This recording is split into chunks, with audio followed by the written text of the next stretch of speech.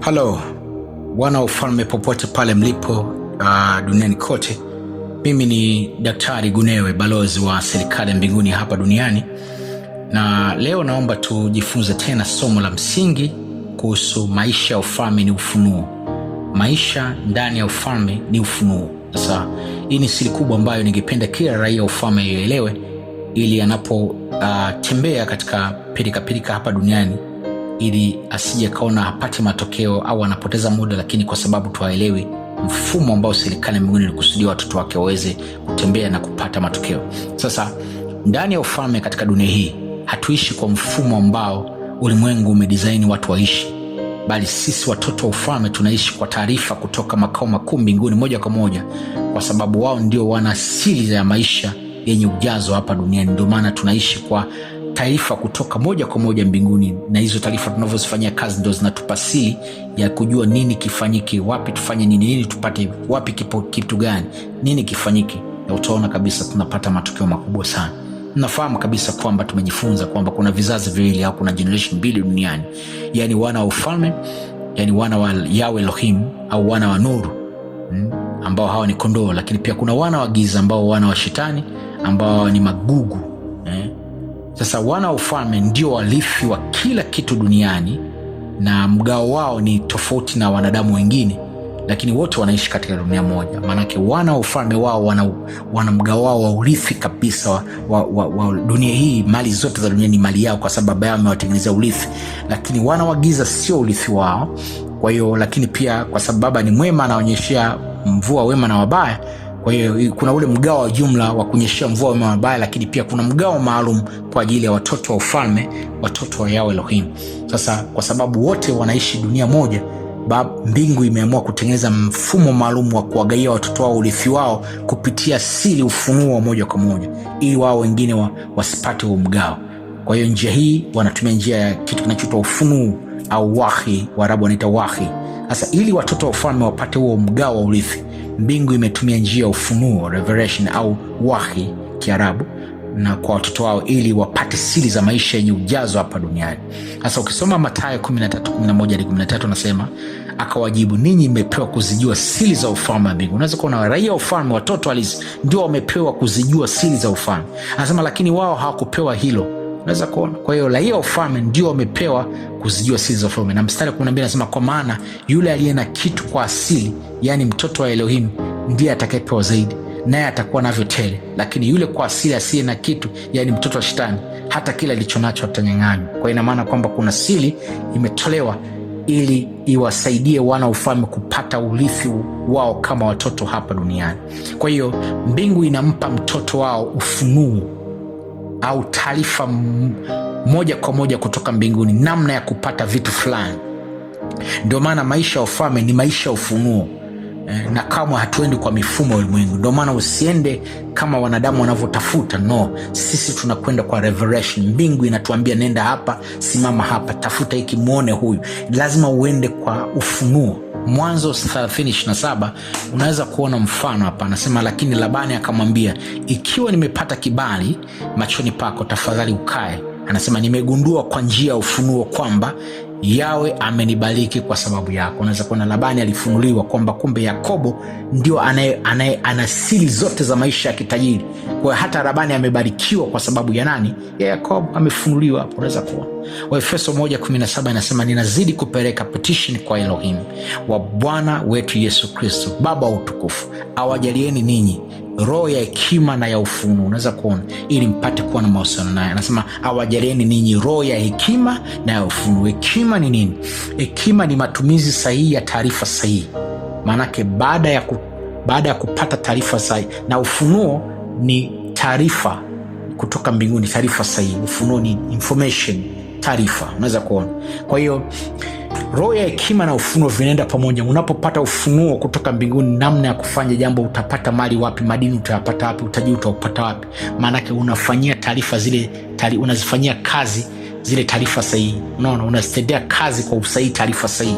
Kwa hiyo vyote vinaenda pamoja. Kwa hiyo ndio maana ile roho ya hekima na ufunuo, maanake ni ile driving force, ni ile uwezo wa ndani wa kutrap, wa kukamata mawazo ya kimbingu, kuyaleta ndani mwako ili uweze kuyafanyia kazi duniani. Hiyo ndio inaitwa roho ya hekima na ufunuo, uyafanyie kazi kwa usahihi, na hiyo ndio inaweza kukupa ukubwa sana wa utajiri na kuweza kufanya mambo makubwa duniani. Ndio maana hii ni muhimu sana. Bila kuwa na roho ya ufunuo, lakini yani roho ile ya kupata uwezo ule, ile uwezo wa kupata, kujua kutrap, kupata idea kutoka mbinguni moja kwa moja zikakujia, alafu ukaanza kuzitumia kwa usahihi, maanake ni ngumu sana kupata matokeo. Kwa hiyo maisha ndani ya ufalme ni ufunuo. Sasa ili mtoto wa ufalme awe na uwezo wa kupata ufunuo, ni lazima awe na mind mpya kama ya Adamu na Hawa kabla hawajaupoteza ufalme. Wakati Adamu na Hawa kabla hawajaupoteza ufalme, walikuwa na mindset, walikuwa na mind na ufahamu fulani ambao ulikuwa mwepesi sana kukamata idea za mbinguni, kwa sababu ulikuwa pure. Baada ya kupoteza ufalme, hatuna uwezo tena wa kukamata idea kutoka mbinguni. Ndio maana mfalme Yesu alipokuja, ikabidi sasa akatulejeshia tena ufalme na kutuletea taarifa sahihi ya ufalme. Kwa hiyo elimu ya ufalme na baada ya mfalme kulipa gharama ya kosa la waini msalabani, pamoja na ile taarifa ya ufalme iliyotupa, ndio inatutengenezea kuwa na mind mpya kama ya kwanza ambayo alikuwa nayo Adamu na Hawa kabla ya kupoteza ufalme. Hii ndio mind au ufahamu wenye uwezo wa kukamata ufunuo kutoka mbinguni moja kwa moja. Baba akiongea unakisikia, unakifanyia kazi. Na ndio maana Warumi 12:2 imesema, msifuatishe tena mfumo wote wa ulimwengu huu, bali mbadilishwe kwa kufanywa upya wa kwanza, the renewal of the mind, upya wa kwanza ule aliokuwa na Adamu kabla ya kupoteza ufalme. Anasema wania fahamu au mind zen, anasema ndipo mtaweza kupima na kuhakiki ni nini mipango, matakwa, mapenzi ya Elohim. Ili uweze kujua mipango ya Elohim, mpaka lazima uwe na mind ile mpya kama iliyokuwa nayo Adamu na Hawa kwanza kabla hawajapoteza ufalme. Na hiyo sisi tumeletewa tena mfalme Yesu baada ya kufa msalabani, kurejesha ufalme na kulipa gharama kosa la uhaini, ikatupa tena uwezo wa elimu ya ufalme, imetupa tena kuwa na ule upya wa kwanza. Kwa hiyo hapa tunaweza tukatrap sasa information, idea, mipango ya baba yetu wa mbinguni kwa mind iliyo ndani ya ufalme. Lakini kama wewe ni mtu wa dini na madhehebu, ujue kabisa kwamba hii kitu hakitawezekana. Mtu mwenye mtazamo wa dini na madhehebu hawezi kuwa na renewal of the mind au mind mpya kwanza. Hii ni mpaka mtu apate elimu ya ufalme, ambaye amemwamini Yesu na akajifunza elimu ya ufalme, ndio anaweza kuwa na ile mind mpya ya kwanza kabla alikuwa nayo Adamu kabla ya kupoteza ufalme. Kwa hiyo ndio tunaweza kupima na kuhakikisha ni nini mipango au matakwa, mapenzi ya baba yetu wa mbinguni. Kwa hiyo ndio unaweza kukamata ile ufunuo, mbingu ikakupa taarifa, ukaielewa hii ya kimbingu na ukaifanyia kazi na ukapata matokeo. Hilo ni muhimu sana. Sasa ukisha kuwa na mind hiyo, ile mind mpya kama alikuwa nayo Adamu na Hawa ya kwanza kabla ya kupoteza ufalme, na sasa hivi tunakuwa nayo kwa sababu tayari tumepata wigo wa mfalme Yesu kufa msalabani na kurejesha ufalme na kutufundisha elimu ya ufalme, tunakuwa nayo. Sasa njia pekee inayoweza kutusaidia kupata ufunuo ni utoaji wa kodi ya ufalme na matoleo mengine. Naweza nikakuthibitisha kwenye Malaki 3:10 inasema, leteni zaka yote ghalani, the whole tithe, ili kiwemo chakula katika nyumba yangu. Anasema nijaribuni au nipimeni katika hili, asema Yahweh wa majeshi.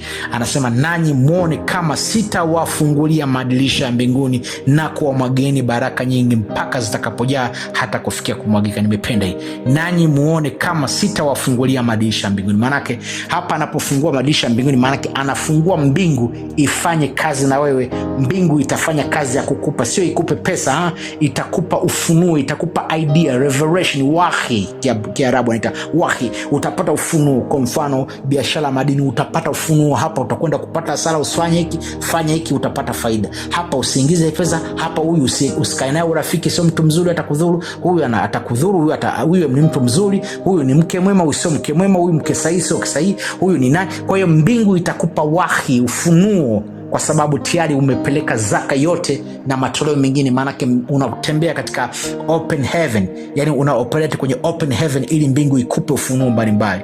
Mtu yoyote aliye mwaminifu kwenye kodi ya ufalme na pia ni mwaminifu kwenye matoleo mengine, anaishi kwenye mbingu zilizofunguka, anatembea under open heaven. Maanake ni kwamba mtu huyu ana uwezo wa kupata idea mbalimbali za kuleta matokeo makubwa sana duniani. Ndio maana usichukue hatua yoyote kama wewe sio mwaminifu kwenye kodi ya ufalme na matoleo mengine. Hutapata, mbingu hazitafunguka na ukapata idea, ukapata revelation, ni ngumu sana. Na ndio maana hata ukiingia kwenye petition hutapata ufunuo. Mathayo 7:7 inasema hivi, pelekeni petition nanyi mtapewa, tafuteni nanyi mtapata, bisheni nanyi mtafunguliwa mlango. Unaweza kuona kuna hatua tatu. Ya kwanza kuna kupeleka petition, ambao wengi wanaita maombi. Kupeleka petition, nanyi mtapewa. Sasa kupeleka petition, maana nyingi unapeleka petition, unapata ufunuo. Ukishapata ufunuo, uende wapi? Unasema tafuteni nanyi mtapata. Maana uweze kutafuta bila kujua utatafutia wapi. Maana cha kwanza lazima uingie kupeleka petition. Sasa kama wewe unatembea katika mbingu ambazo hazijafunguka, maana ni ngumu kupata ufunuo wapi utafute.